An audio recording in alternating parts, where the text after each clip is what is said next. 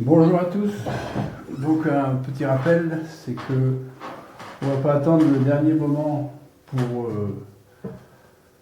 fabriquer nos bouteilles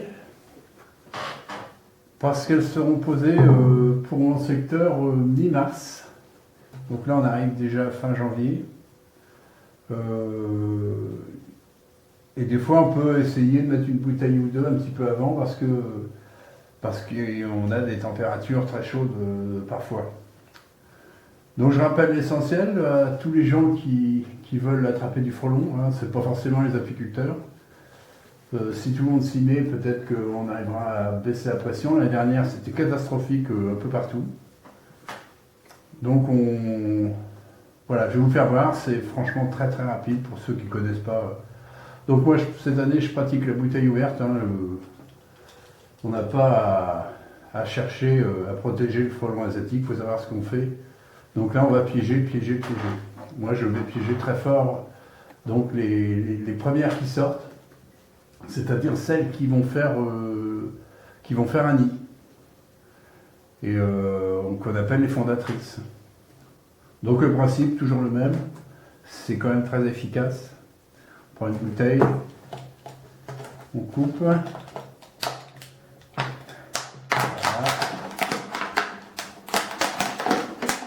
Alors soit avec des ciseaux, mais le cutter est bien, hein. On a un très bon couteau. Voilà. Moi je mets du scotch. Il est peut-être un peu... voilà.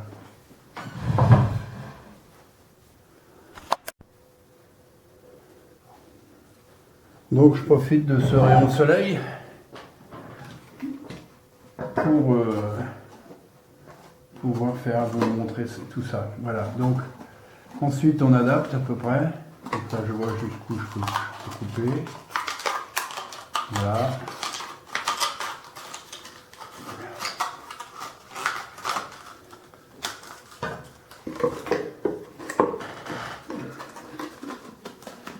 Voilà.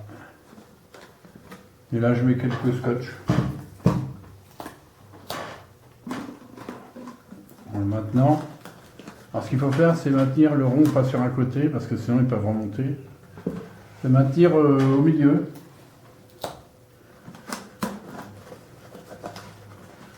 Donc préparez, parce que voilà, un jour vous allez voir une belle journée de soleil, 2-3 jours de soleil qui vont arriver en mars. Parce que quand on fait en avril, c'est trop tard. Les nids sont déjà en route. Donc en mars, de toute manière, ça ne gêne pas. Hein. Vous mettez votre sirop, votre mixture, et puis si au bout de 3 semaines, il n'y a rien, etc., vous remettez un sirop neuf, quoi, pour le piège. Voilà. Voilà. Donc ça, je vais faire un couvercle pour pas qu'il pleuve dedans. Voilà.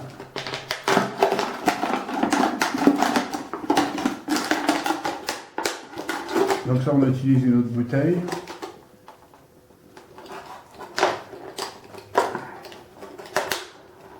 On va couper encore un peu d'eau dedans.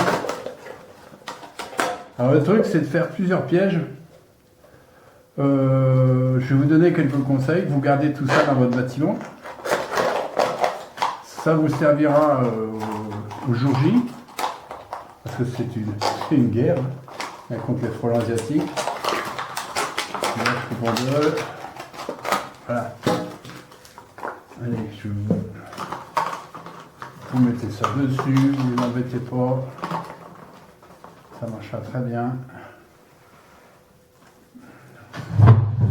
Voilà. Ça tu vois mon kiki.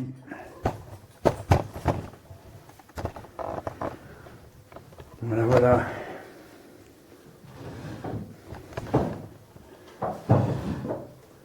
Donc ça sert pour les autres bouteilles. moi je mets carrément dessus, ça, des grandes bandes qui attrapent la bouteille. J'en mets 3.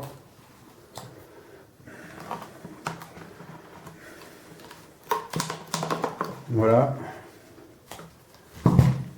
Je prends une qui fait le tour. Voilà. Ça tient. Alors ensuite, je prends un fil de fer. Fil de fer parce que les cordes ont tendance à bouger. Hop. Voilà.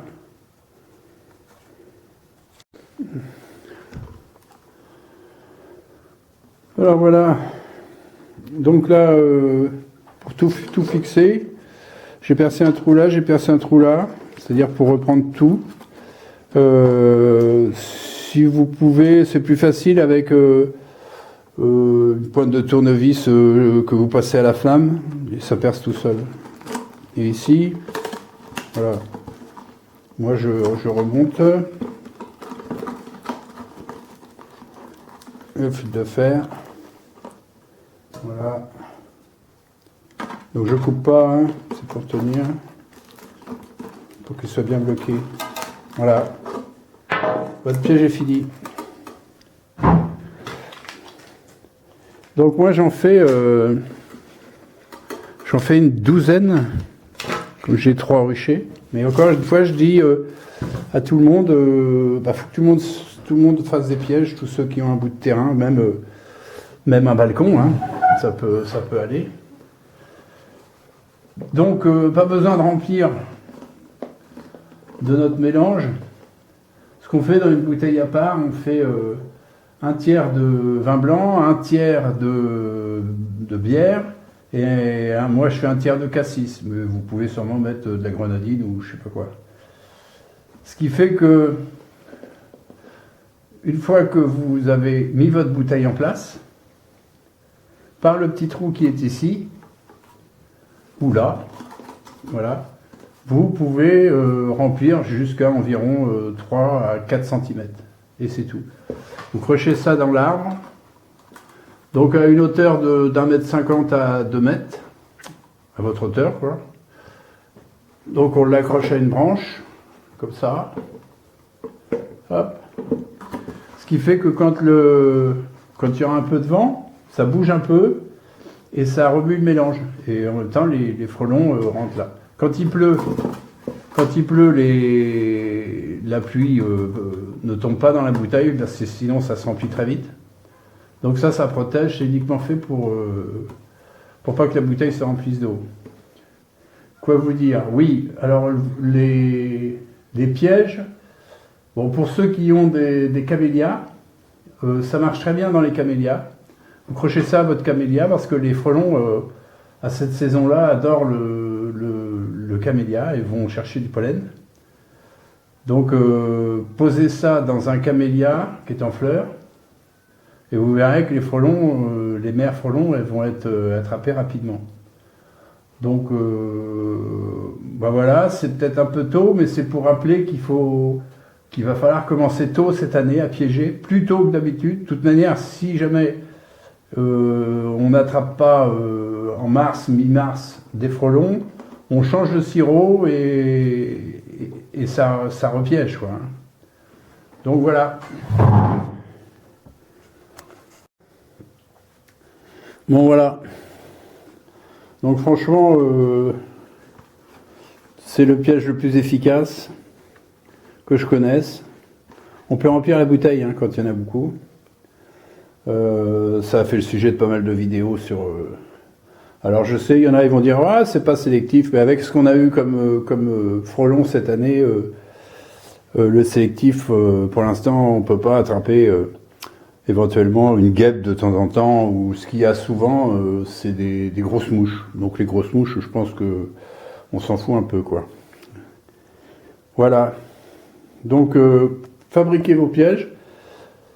Mettez ça dans votre petit bâtiment ou votre sous-sol. Attendez tranquillement que la saison se réveille.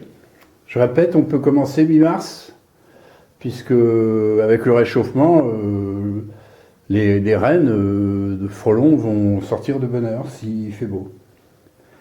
Donc piéger de bonne heure, c'est pas au mois de mai, c'est pas au mois d'avril, c'est déjà trop tard. Le vrai piégeage, on commence à attraper les mères en fin mars, mi-mars. On peut déjà attraper une ou deux. Chaque mère attrapée est un nid de moins.